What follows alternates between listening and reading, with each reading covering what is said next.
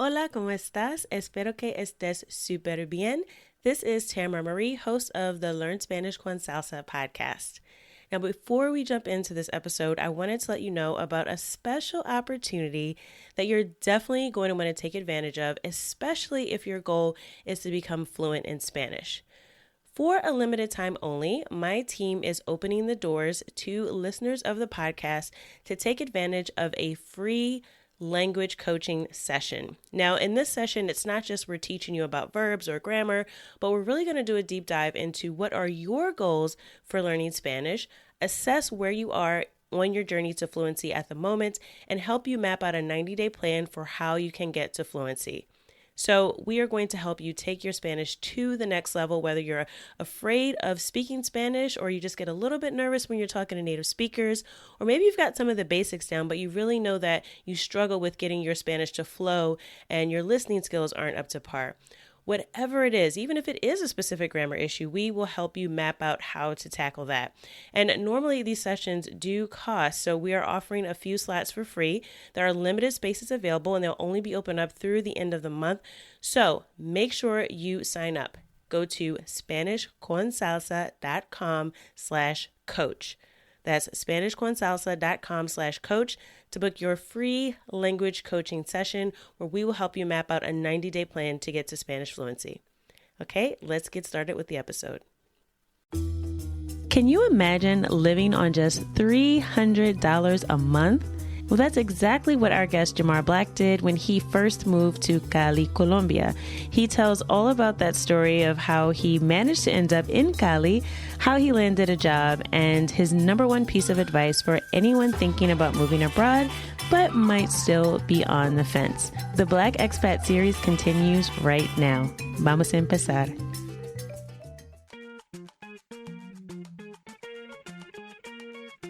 Bienvenidos!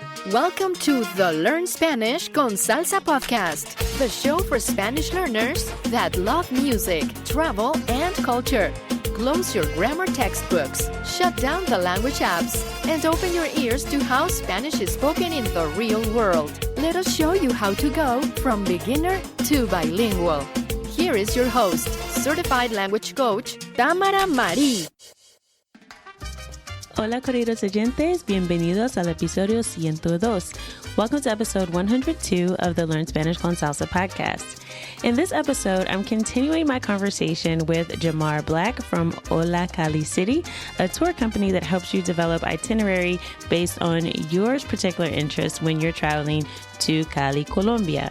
This is actually part 2 of my conversation with Jamarr. So if you didn't hear part 1 of our conversation, go back and listen to episode 101 right before this episode, and you'll hear all about how Jamarr decided to move to Colombia and his tips for immersion. So if you're thinking about moving abroad or even just traveling for an extended period of time, he gives his recommendations in part 1 of our conversation on what you should do to prepare for that complete immersion, because it can be a culture shock if you don't know what you're in for.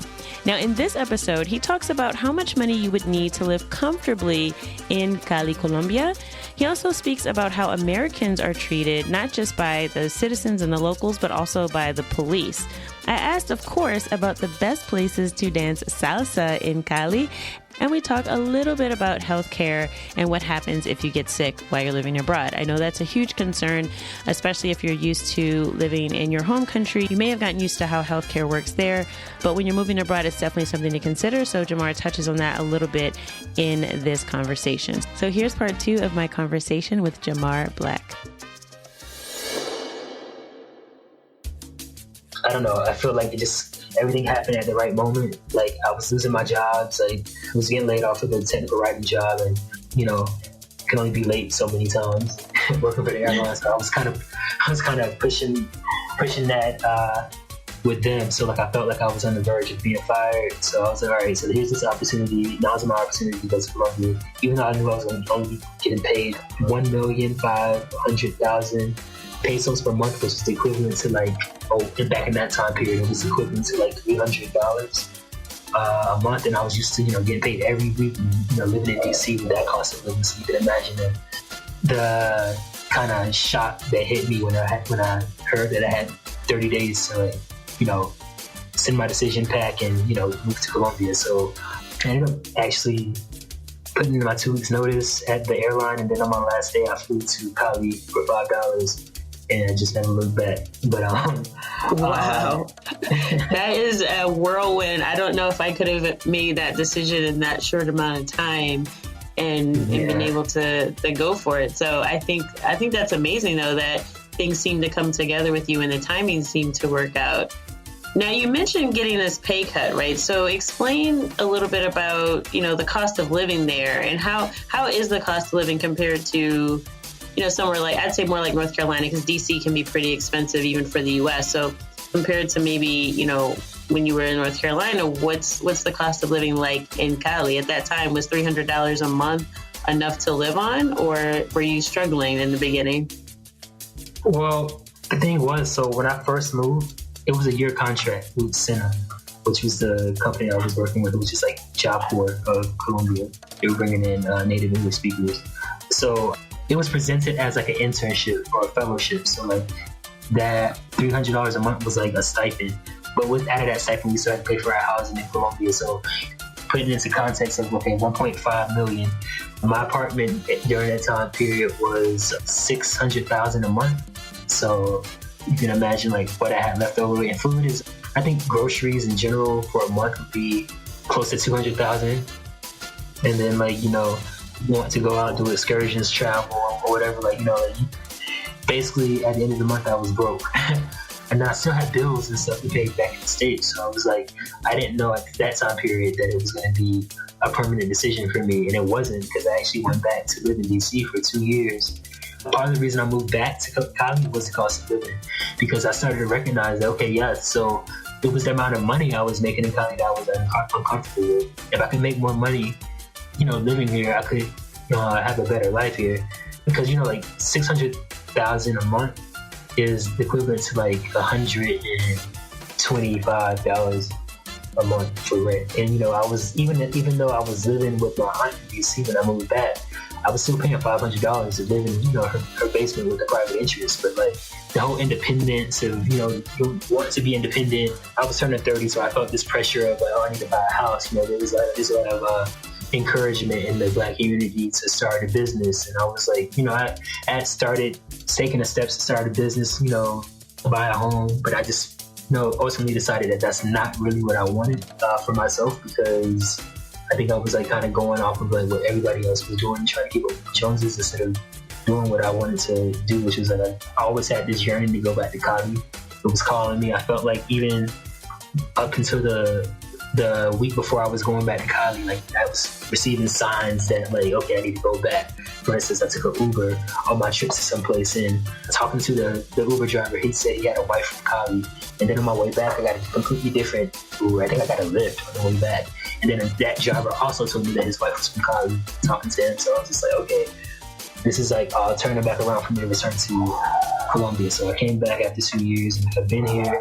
I think that by me finding a new job that like, where I make more money, like I'm a lot more comfortable. Even though I have things, like financial responsibilities elsewhere, I'm still able to take care of those while living here comfortably. So like I'm in a lot better condition now. I would say that if anybody were to live in Cali, they would probably need about at least $1,000 a month to be comfortable. Like $1,000 US?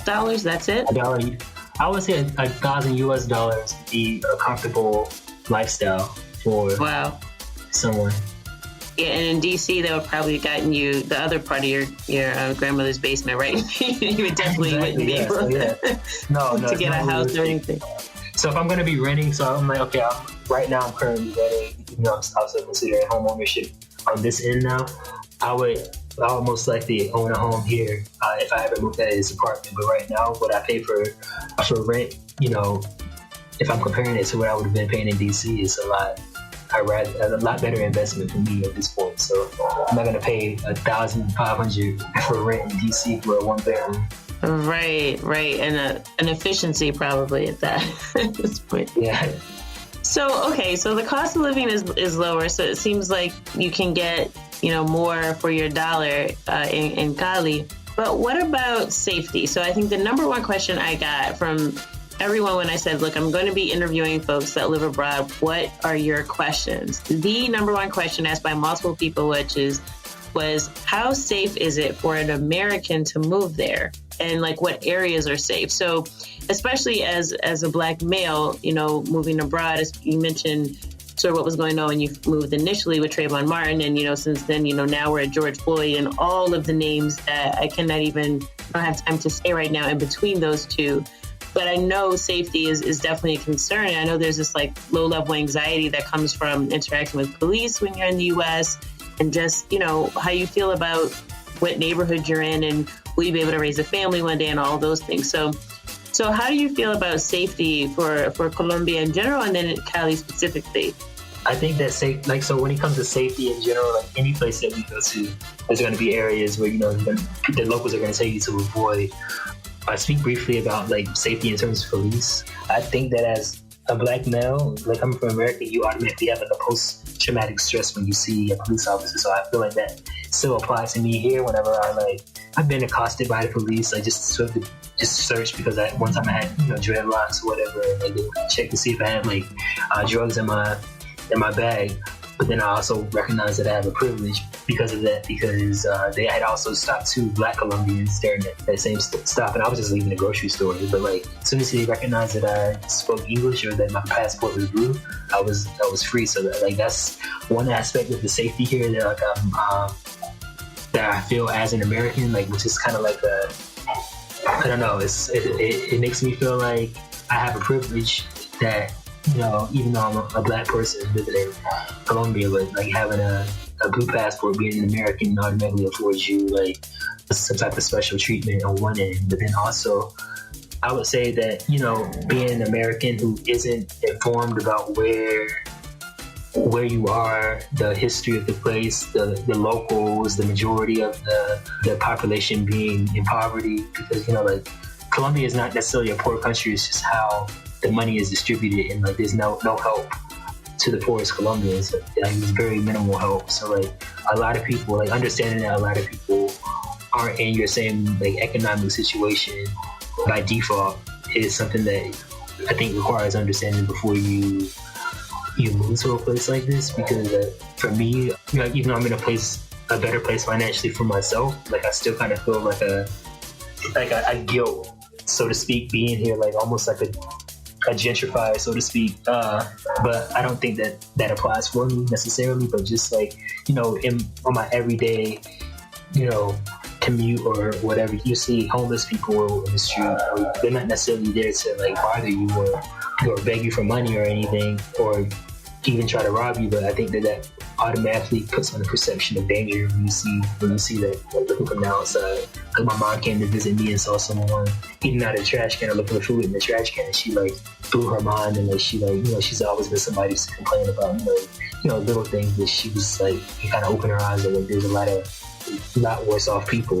But in terms of the FARC and all that stuff, those are in kind of like isolated areas, not distinct areas, like in like but I mean, like if you go on like a hike in like a forest or a jungle, they'll tell you that you might, there might be some activity there, so you'll know about it. Like you do hear about on the news a lot of different murders because there's a lot of social leaders that have been murdered recently. So that kind of puts most Colombians on the edge when it comes to the safety here, or like, whether or not they want to participate in activism or be visible in certain places, because it can be a threat from that context. But as an American, like, I don't feel like I'm directly threatened by those groups or anything like that.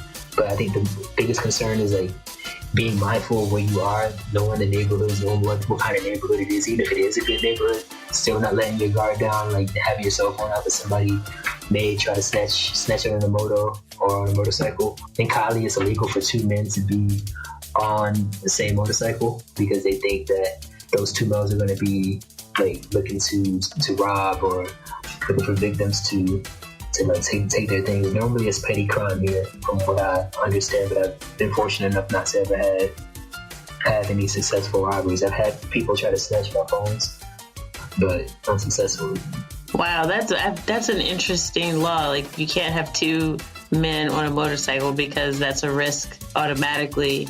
That is insane to me. And I think there's this paradox, right? Because on the one hand, you have this passport privilege, but on the other hand, you still have, like you mentioned, that PTSD lingering from your experiences with the police here. So it's kind of like this two-sided thing where, yes, you become more aware of how lucky and fortunate you are in some ways to have been born in America, but then you also become aware of the ways in which some things just aren't different no matter where you go. So I think it's definitely interesting that, you come to those realizations, because it's an experience that you don't really get to appreciate fully unless you actually do spend a significant amount of time abroad. So, all right, so let's switch gears, talk about something a little bit lighter. So people want to know, how is the nightlife?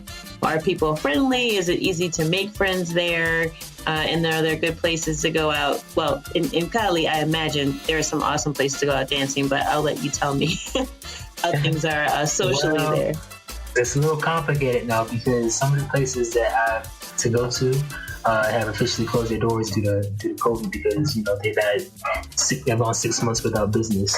In general, like, where I like to take people, because like also with Hola Cali, I'm like the tour coordinator, so like when people come, they can hit me up and I can try to put together like an itinerary for them. If you want to do salsa, there's La Topa Tolondra, which is like very popular for foreigners. There's also Zaparoco, which every Thursday has like live jazz bands. If you like listening to live music, there's El Baco. So these are all like in the central areas where most of the tourists are likely to like lodge. So there's also alternative places like La Pergola, which is like a rooftop that's like very large for like everybody to mingle. There's also Cielo Agua.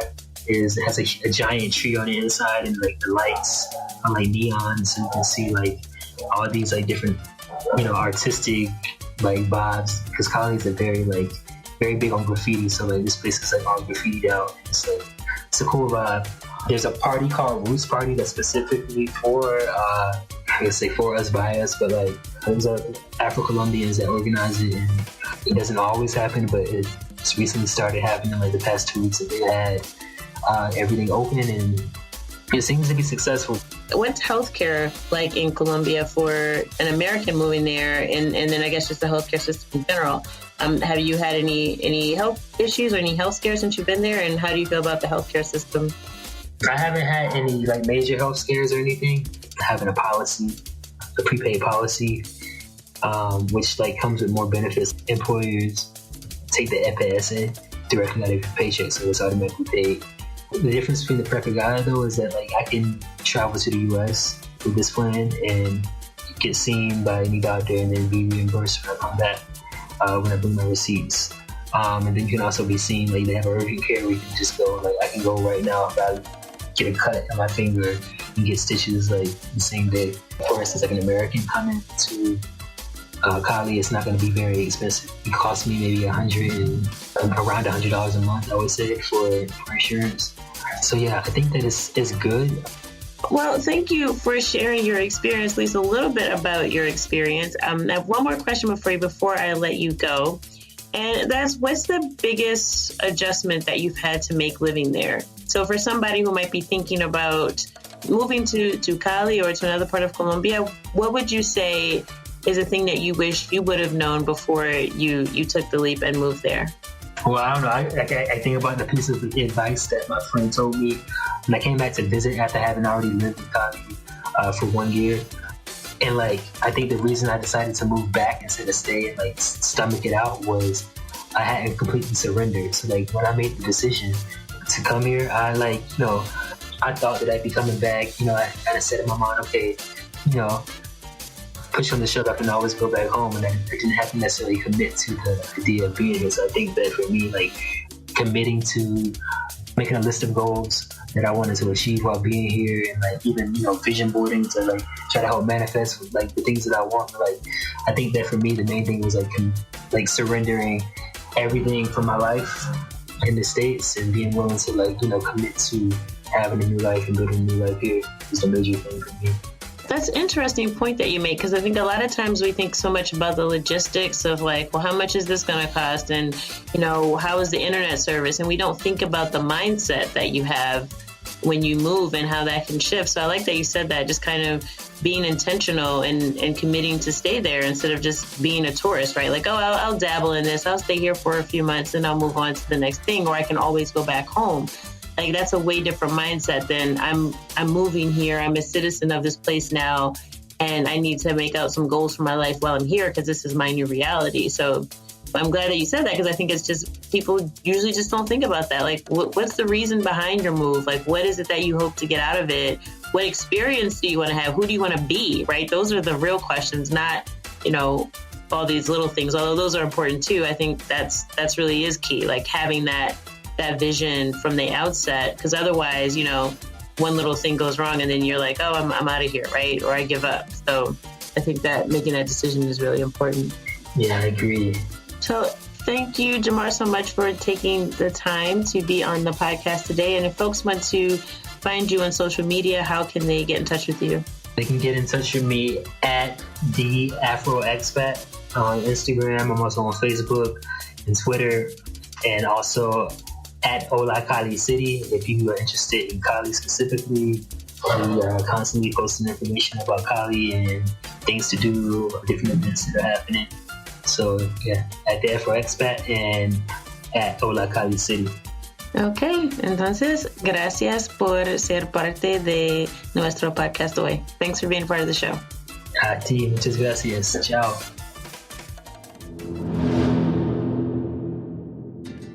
I hope you enjoyed that conversation with Jamarr and that you found it informative.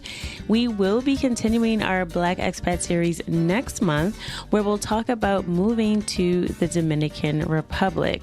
But next week, we're going to get into one of my most requested topics, and that is talking about the different types of Spanish that are spoken throughout the Spanish-speaking world, and particularly Spanish from the Caribbean. So next week, I'll be joined by Naomi. She is a member of the Spanish con Salsa team, and she's going to break down some Puerto Rican Spanish greetings. So we'll talk all about how to say hola in Puerto Rico and some other common greetings that you may hear when you visit the island or talk to someone who is from Puerto Rico. So don't miss next week's episode. Make sure you hit that subscribe button so that you'll be the first one notified when our next episode comes out. We do release a new show each and every Tuesday.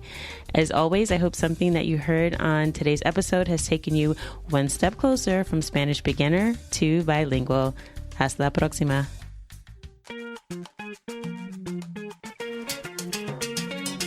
Thank you for listening to the Learn Spanish con Salsa podcast at learnspanishconsalsa.com.